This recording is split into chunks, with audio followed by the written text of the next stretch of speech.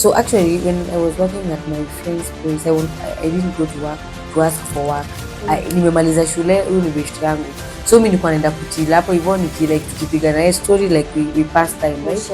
I'm even scared of my own self. Like I'm like, and who are you, girl? I don't know you. Actually, the best that I did is the one that I did in Dubai. Dubai. Yep, that was the best. That was my best. When I'm doing my job, like when I'm doing hair or makeup, I do it out of love, even it's not out of money.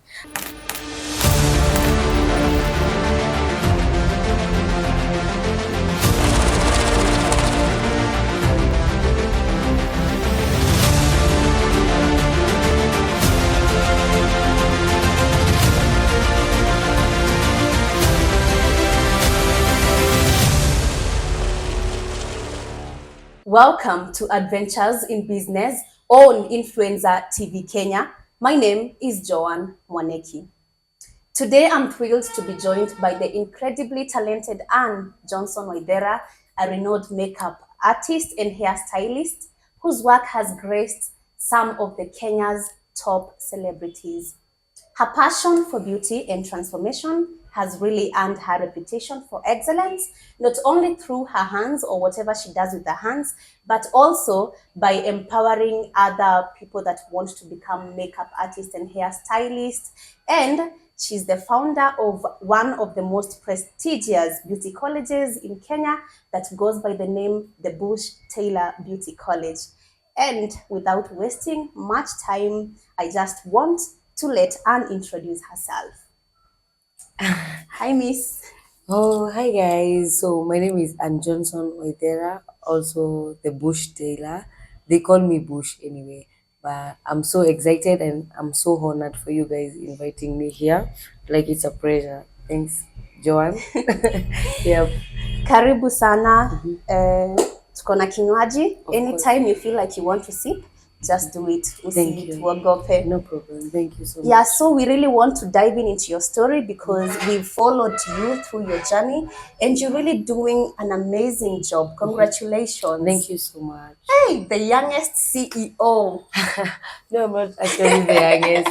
You must be in this industry. You must be one of the youngest. Among the youngest. Yeah, you're doing a good job. Yep, thank you so now much. we want to know where your journey started. So maybe we can start by you telling us about your background, where you were brought up, where you went to school. How was your lifestyle while you were growing up and, such things? Yeah, so I am one girl. Like I was born in a family of three, and I am one girl and two boys. So like where I come from Nanyuki, but I am in between laikipia and Meru County. So I don't know where, but it's in Timao. But I normally tell people, I normally tell people I come from Nanyuki. It's easier. Yeah. Like I come from Nanyuki.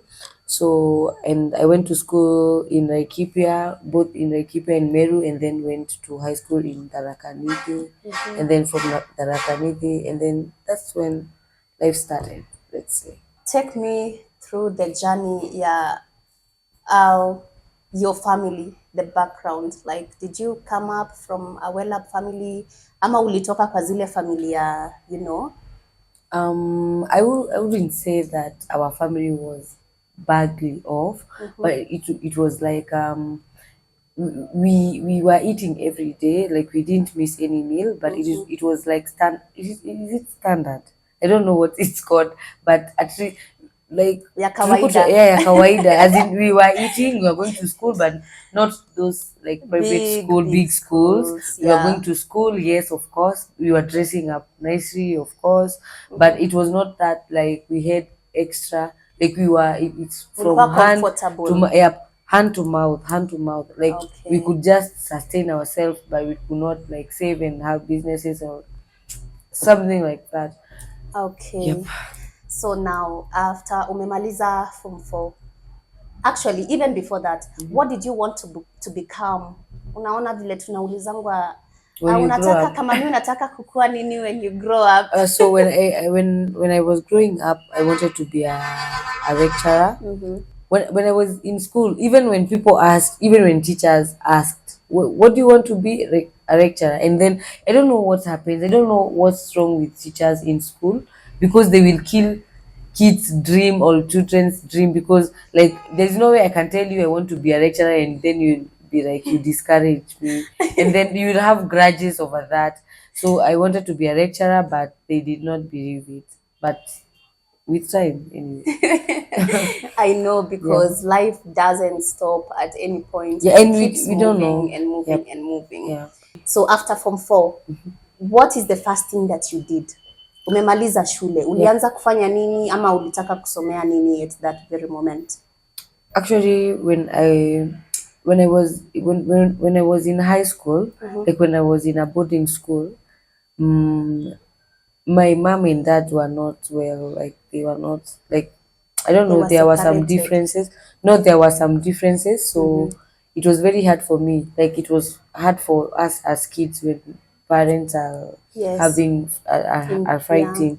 So when I was in high school, in a boarding school in Tarakaniti, that's when I realized my mom is really struggling with paying my school fees, but she doesn't accept. Like she's really struggling and she's working. Like okay, I have never been sent home because For of school fees. fees, but my mom could give me everything she have, and then she'd be left without anything. As in, she was sacrificing a lot, and I was thinking of how I can like, at least.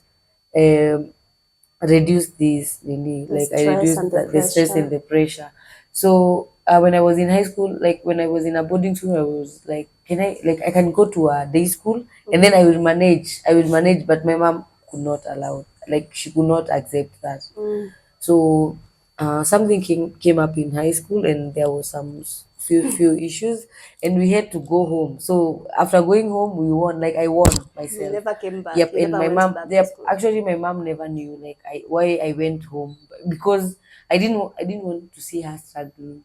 So when I went to a day school, I could work from Monday to Friday, and then on weekends I could be on at my friend's salon. So that's when now my hair and makeup Journey journey started. started. So you went on from Monday to Friday. You were in school. Yes, and then Friday, like Saturday, Sunday, Sunday. I'm at work. Like I'm at the salon with my friend, and then I would help when we are going to watch set books. I could not tell my mom help me with money to watch set books. I You could have your just own pay. Yep. money. When I want a new skirt, I'll just buy. When I want a new hairstyle, I'll just change. As in, I tried to be independent when I was young. At a young Yep. age, and that was incredible. Yep. Sure. Of course. So wait, from what moment did you know that you could braid somebody's hair?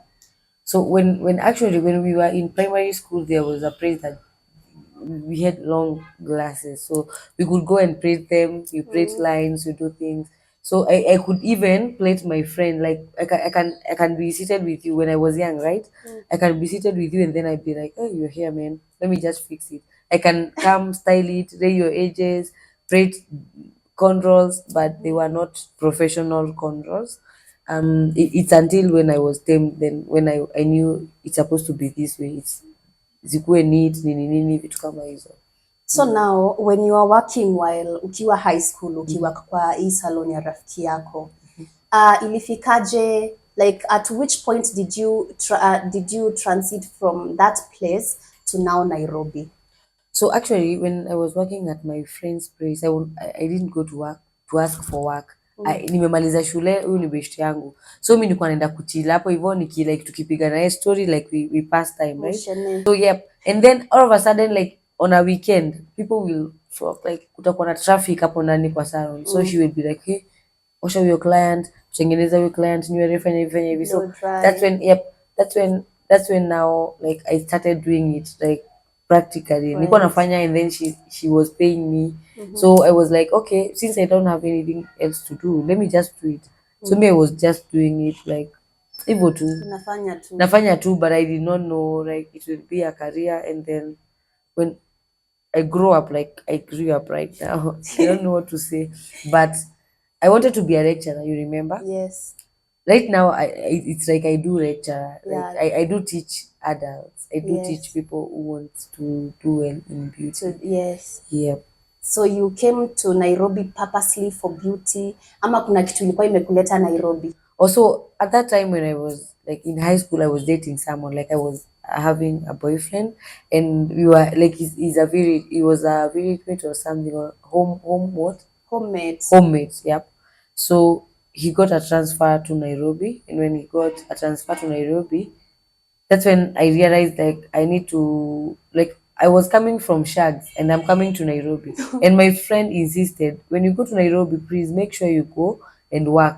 Make sure you don't stop. If you stop, like that's nini, like whatever talent you have, it's gonna like and Itaisha. like itaisha ama uta lose it on the Because it's way. about Yep. consistency and Yep. And practice. actually I think she saw how I was doing work. I was doing it out of love, passion, and I was doing it very nicely. So she was like, when you go there, please make sure you find something to do. So when I came to Nairobi, I was finding a college that I can go and then polish so that I can catch up with Nairobi. Because from Shanks to Nairobi, you cannot like you Just cannot to compare fit in hivo. you cannot It's compare the work difficult. done at Shanks and in Nairobi. So Yeah. I had some few savings that I had from the job that I was from my friend's salon. So I came and I paid a college here in Nairobi. I will not mention the name, but when I joined that college, I felt very different. I felt so like I don't know. I was so Unajua confused. sana. As in, me venye nilienda hiyo shule, me I was expecting I'm gonna learn, I'm gonna get new things, I'm gonna get new tutorials or stuff. Like I'm gonna be team venye neza Yeah. kuajiriwa hata huku Nairobi. But when like venye nilikuwa tu kwa hiyo shule, I felt like I'm wasting time. The teachers that were teaching there, like it was not actually whatever I thought I will get. Like it ended up hata mimi ndo nasaidia walimu kufunza Kufunza. wanafunzi, and that thing really inspired me a lot kwa sababu I was like, if this is the way people are being taught about beauty here in beauty, I think we are not like we need to Not do being done something. right, Yeah, we yes. need to do something, and that's why even when you come in my class, like I really concentrate. I really want to see what the student is. I really want to know if the student is coming out of my class with knowledge, as long as that student is passionate about it, like 100% in 1 week, it's good to go, kwa sababu most of the time utapata like nywele yangu saizi nimetengenezwa na A mwanafunzi, like a student makeup nimwambia makeup. tu kidogo mwanafunzi, and then hata hawajamaliza shule, they are not even halfway and they are doing fine because I really know what these people want. So yeah. So now after the school, okay, did you complete the school ama No, no, no, no, ulitokea no, tu no, no, no. katikati? Actually nilikaa tu mwezi moja nikaona manze na waste time. So venye nilikaa tu mwezi moja nikatoka hiyo shule, actually hadi nikaacha tu Vitu zako vitu huko. tu zangu, ma school fees ni nini, nikaacha nikaenda nikatafuta job mahali tu hapa hivi along Waiyaki way. So nikakuwa nikifanya job kwa salon nyingine. And then in between kufanya kazi tu kwa hiyo salon, like nikapatanga ball, like when nilipata ball, sisi nilipata ball like I didn't know, like, or I wanted to, it's because of health issues.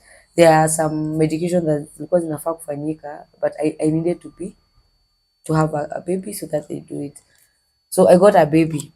And then when I was 7 months pregnant, I stopped working at 7 months. So nilikuwa kwa hao.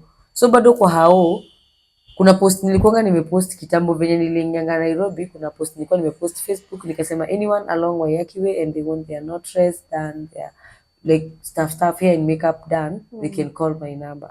So any other, they have never called me until when I was 7 months Pregnant. pregnant at home.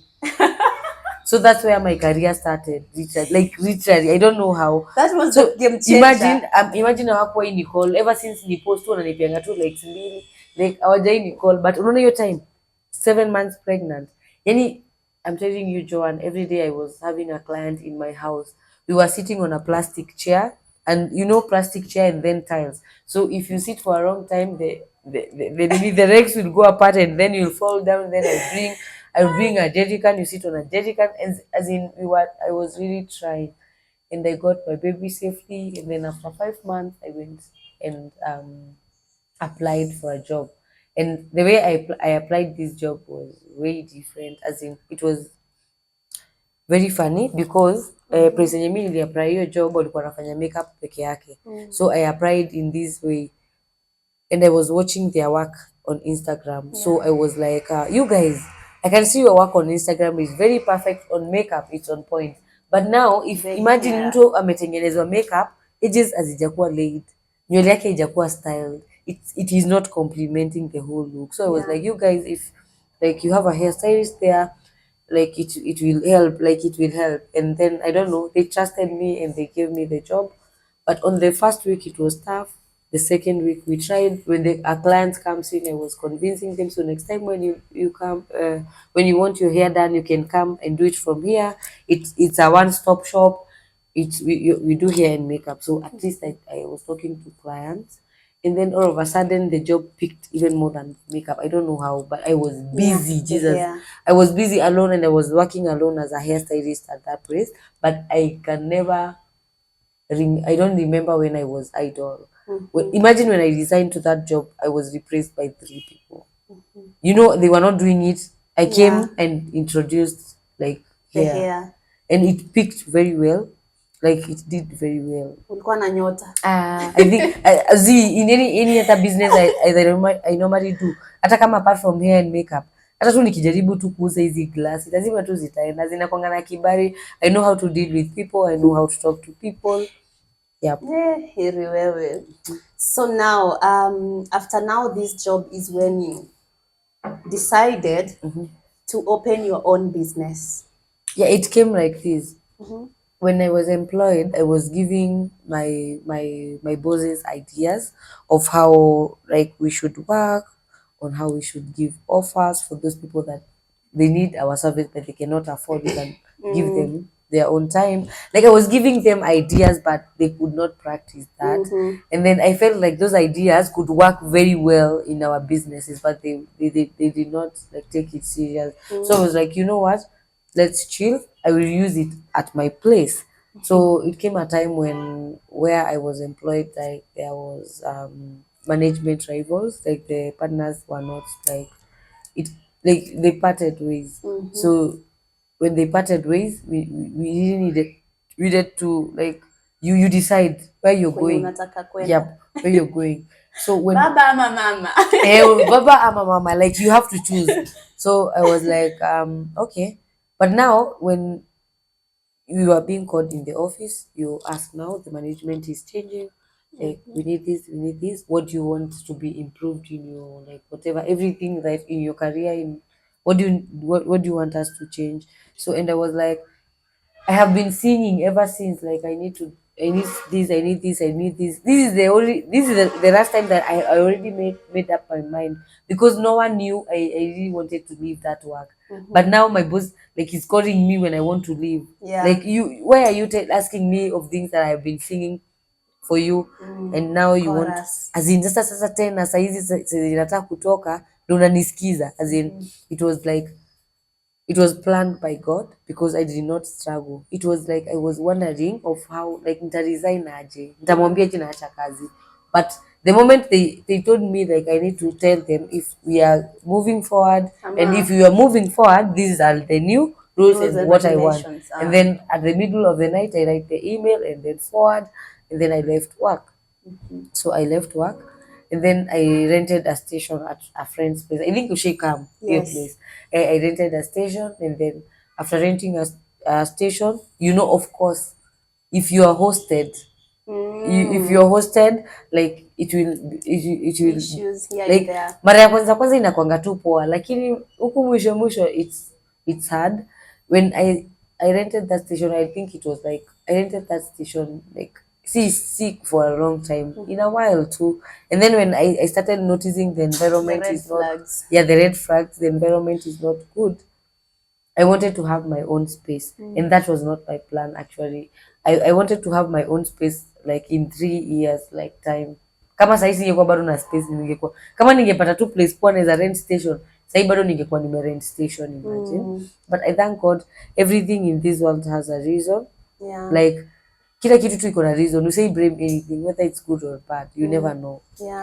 So when nilitoka kwa hiyo station, nilikuwa like bado nikiwa kwa hiyo station, nilikuwa na best yangu like alikuwa tu bado anafanya kazi ya salon. Nikamwambia what I'm thinking and she was like, yes, do it, like do it. And then imagine after sharing to her with us, we went to look for a space, and we found a space.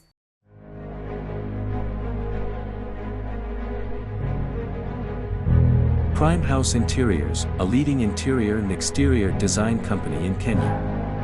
For over a decade, we have been transforming commercial and residential spaces with our captivating and functional designs. At Prime House Interiors, we believe in the power of personalized, high-quality service. Our mission is to build strong relationships with our clients, turning their visions into reality with meticulous attention to detail and innovative solutions.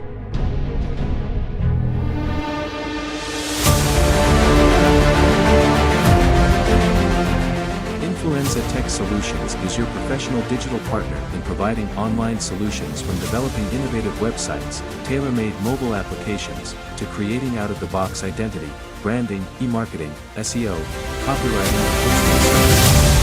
At Influenza Tech Solutions, we are driven by creativity, passion, and technology. We specialize in crafting dynamic websites, strategic digital marketing, and powerful media content that elevate brands and engage audiences. Our mission is to create a unique digital experience that tells your story and helps your business grow. Partner with us and watch as your brand transforms into a digital powerhouse.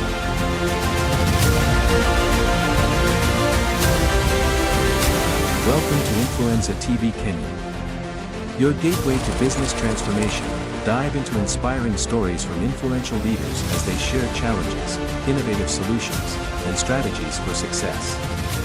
Whether you're an entrepreneur, corporate leader, or professional, this is your hub for actionable insights and growth. So we were supposed to open a place with a friend of mine. So no, not a friend, like a colleague. Like tulikuwa tufungua place na yeye. I don't know what made her change her mind. So if you know, if someone is changing their mind, like, and you want to open a business, like if you want to open a business and it's 1 million, you need to have 500. But now if one is out of the deal, what do? Unang'ang'ana peke Yep. yako. Now you have to have 1 million of yours. So it was hard for me, but at least I managed and opened my own space, and that's now how the Bush Tailor at least have their physical location. Yep. Now and si unafanyia ma celebrities kazi hapa nje. Nawafanyanga kazi. Si unawapamba. Nawafanyia like kazi. You work with akothee, kina Miliwa Jesus, akina Maureen Waititu, like name them. Ni wengi sana. I think almost all celebrities come to you for hair and makeup, by the way. Most of them. Yes. But imagine they normally come and pay. Yeah, of course they are supposed to. Yep. But you see, for a celebrity to trust your work, and then pay you for your work, that means you're really doing an incredible job. Yeah, for sure. So okay, how does that make you feel? Unajua kuna vile watu wanachukulianga ma celebrities. I know. So for you, like how does it feel that unaona ma celebs wamekuja kwa duka yako, wamepanga laini, ama they are booking so many appointments? Because according to the follow up I've done, like they just want you. They just want you whenever they're having this event, Anne is there. Whenever it's a photo shoot, Anne is there. Kama wako na baby reveal, Anne is there. How does that make you feel? Okay, it actually makes me feel so nice, and if I may say, there's something that I normally feel about myself. I'm even scared of my own self. Like I'm like, and who are you, girl? I don't know you. Like, who are you? Because when I'm doing my job, like when I'm doing hair or makeup, I do it out of love. Even it's not out of money. And if I tell you the reason as to why I started my career, it's because I did not want to have a business, or I did not have to omoka that stuff thing, or whatever thing it is. Like whatever I want, what I wanted is I wanted to, like, for youth to have financial independence. Like for those people that feel like, like right now, Joanne, I know very well whatever you like kitu yenye ulifanya shule si kitu yenye nakulisha sahi for many people. Yeah, many people. Yeah, for many people. For me, so it's still the same though. it's still Hasn't changed ever since we were in school, you were doing it, you were the head of the journalists and stuff. Yeah. But when sasa una imagine kuna watu wanakonga wamefanya engineering, engineering sijui wataipata job wapi, wanaitishwa experience. Hii Kenya ndio upate experience, kuna mtu amefanya job hiyo engineering for 50 years. Yeah. Sasa utapata experience wapi? So meanwhile, before you wait for your engineering course ikue, you can employ yourself, like literally. You don't need to wait for engineering because it's a technical job. As in hata unaweza kuwa bado unafanya hiyo engineering job but kuna mademu mko nao mna work na wao. Wanaendanga out na wanatengenezanga nywele. So you can have your side money out of it. So, and my vision is me having a very big building that has so many youths who want to learn about beauty, because beauty is endless right now. Yeah, of like course. beauty is endless. I have so many students that want to learn, like they are passionate about it, even though they are not going to work here in Kenya, like they can work outside Kenya. The thing is like growing, like everyone is growing. You see many youths wanna complain, oh, they don't have jobs because they need to be employed. But Joanne, 100%, like if you have a technical job, si lazima ukuwe employed. You can just start from somewhere. And then at some point, beauty pali tu iko, it's endless. Like people are coming to accept beauty. Ndio kitambo ungefanya hiyo full glam na uende mahali. No. Like people are now accepting beauty. Yep, I feel that. Okay, which is the, okay, not the biggest. Of course, you've done so many big projects, so I don't want to ask you of your biggest projects because I find them big, almost all of them. But which is your favorite project yenye ulifanyia mtu? Tuseme like any celebrity. Which is the best project unaona ulishawaifanyia celeb mmoja na ni mgani? The best projects. Actually, the best that I did is the one that I did in Dubai. Yep, that was the best. That was my best, and because it was unexpected, like literally. Unajua, according to, like, when I tell you it's unexpected, it's something like your John, next week tunaishia, uko na passport. Like that's a joke, bro. Like sawa niko nayo tutaenda. As in, so I was like, yeah, sawa niko nayo tutaenda. And then 3 days to the day that I was told we are leaving, I didn't have a passport, and I never thought it was that serious. I was like, hey, can you kindly forward your passport, and then so that we can have visa? Bro, I don't have a passport. Like I didn't know you guys were serious. So I felt like it was a big one because That's really I got my passport. Yep, I got my passport. Ulipata aje passport na siku moja? Haikuwa siku moja, you John, please. It was not one day. But anyway, I got my passport and then went to Dubai. Yep, I went to Dubai. I did my job. And I loved it so much. And then my work environment was perfect. Like mimi hoteli yenye mimi nilikuwa nalala ndio mdosi wangu analala, kenye mimi nakula ndio mdosi wangu pia nakula. As in I felt so special because I never thought like I would be in such a space. Like literally, I never knew that people would love my job and they would love to even travel with me. And then I saw people saying on our Instagram post that I wasted a lot of money going there. Like I literally wasted none of my coin.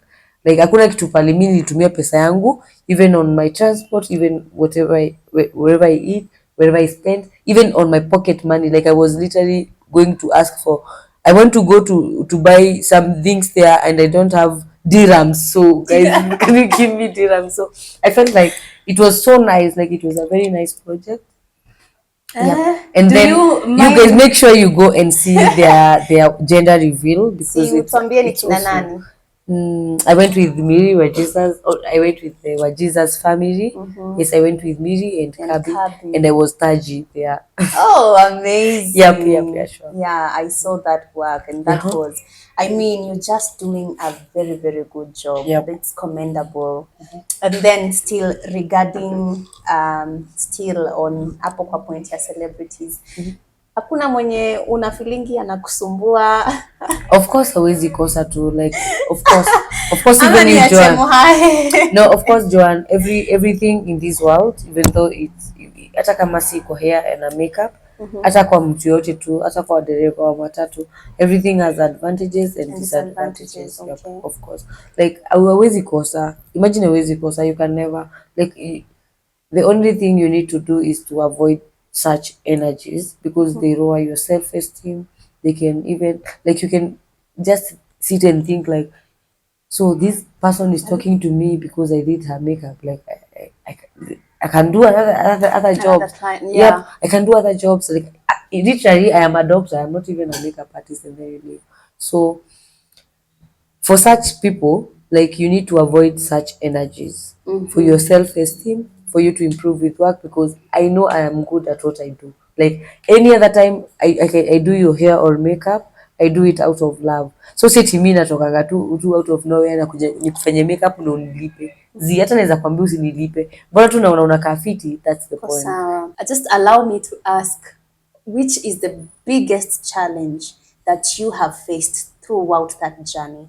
From wherever you started, like being in college that didn't fit your class or something, not really the class, but how skilled you are in terms of beauty. From that moment now to this point of having your own business, which is one of the biggest challenges, ama a couple of them kama ziko that you faced?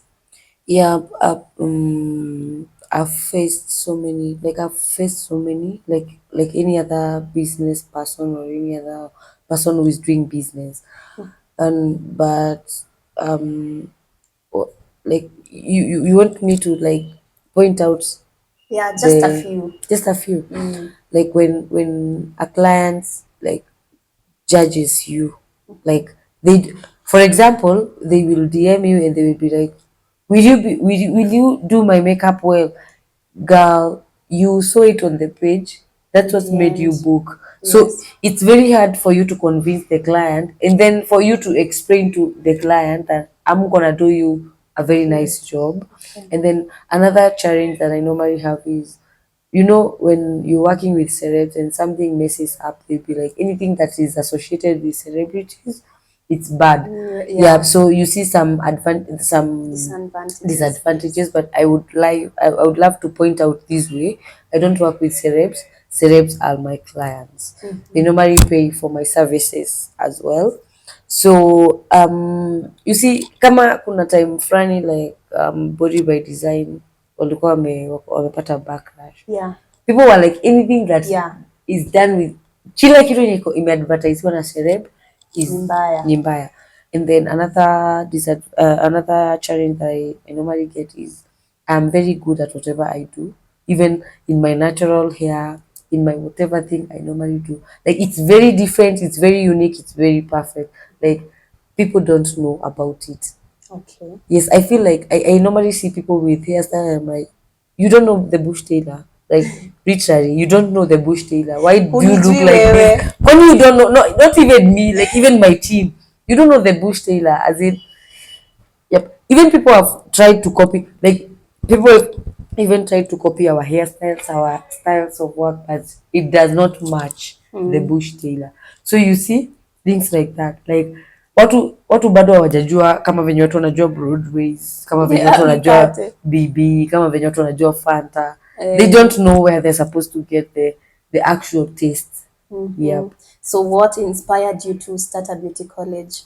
What inspired me to have a beauty college is, I really knew that I'm gonna deliver. Like, I literally know I can deliver.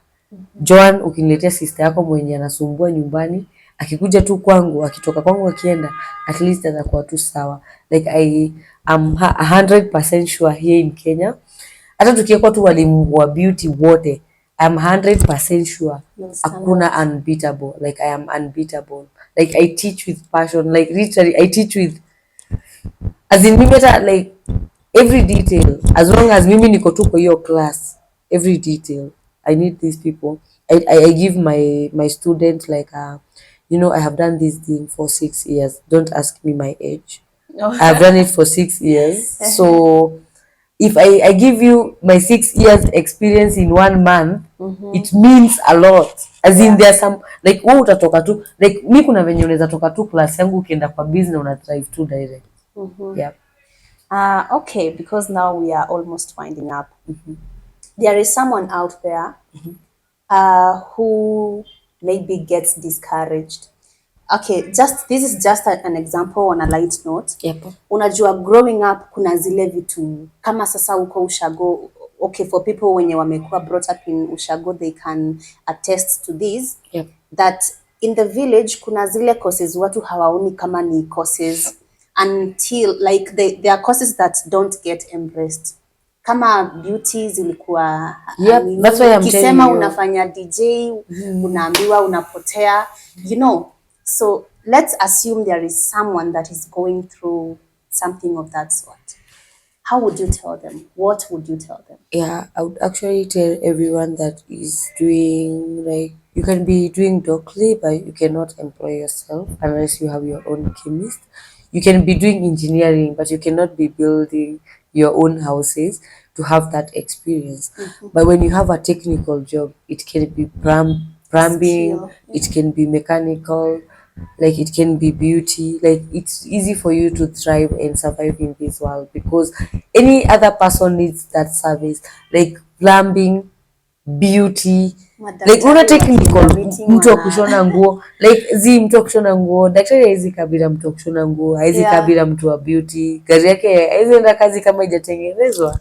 So you need to also look at the technical jobs. Don't look at the big jobs. What if you are up? So even these technical jobs are paying so well, and I would love for those people that want to join beauty industry, I'm there for you. I'm gonna mentor you properly. You're going to get it right. Like you're not going to miss anything in whatever thing, like whatever I wanted to know in beauty, I can give you in 1 month and get it right. Like, and you'll be the next Bush Tailor probably. I don't mind. Now tell them where to get you. Yeah, you can get me on Westlands, like Kipro Center, or you can put the Bush Tailor Beauty Studio on Google Maps, and it will bring you to where I am. But I'm in Westlands, right, Nairobi Westlands, at Kipro Center, floor 6, room F10. And then if you want to come, you can call me or book me prior via 0707 295528. You can call or text me on WhatsApp so that you tell me you're coming, so that I'll be waiting for you. Nah, in social media handles. So my social media handles is the Bush Tailor on Instagram. That's my business page. And then I have Annjohson _Waithera. That's my personal page. And then soon we're gonna have other pages under the Bush Tailor. Yep. Kama za shule, because you're of course, yeah, the Bush Tailor. The reason as why I named the Bush Tailor, it's a brand that will have beauty, like we'll have hair, makeup, courage, and products. That's why I did not want to put myself like a makeup artist or a hairstylist. Mbona watu kuita Bush? Bush, they took it from the Bush Tailor, so Bush. Yeah, anything that is bougie, I plate it as a tailor and make it neat. Okay, yes. That's fantastic. Yep, sure. Well, now I think we've just come to the end of this, and personally, I feel great. I feel good because I'm pretty sure somebody else out there will watch this interview and they'll say, I want to be like the young Bush Tailor. You see, she's young, she has elevated herself, has a business, has a beauty college. You're not even 25, darling. I am. I'm exactly 25 years old. Yeah. So imagine somebody out there who will watch this. Yeah, and actually, guys, you get this point. Like, I never knew that at this late I'd be here. Yeah. I never knew, but I worked on it, literally. Okay. Yep. So you see, what happens, according to her, is at the end of the day, you have to work for it, for you to earn it. You can start from somewhere. You must not start from having millions of money, or you can just start with whatever you want. and any technical job pays. So do not be afraid to go for it. So thank you so much, Annjohson, You're for always welcome. your words and the conversation. That was beautiful.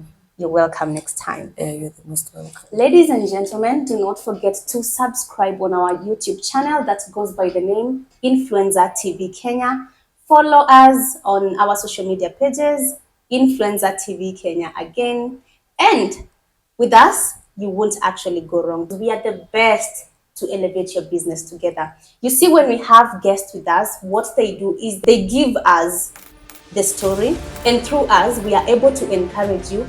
And just like that, you get so many things that you can be able to do because they are from different fields of the industries. So do not miss any of our episodes. Thank you so much. See you next time. Keep locked in.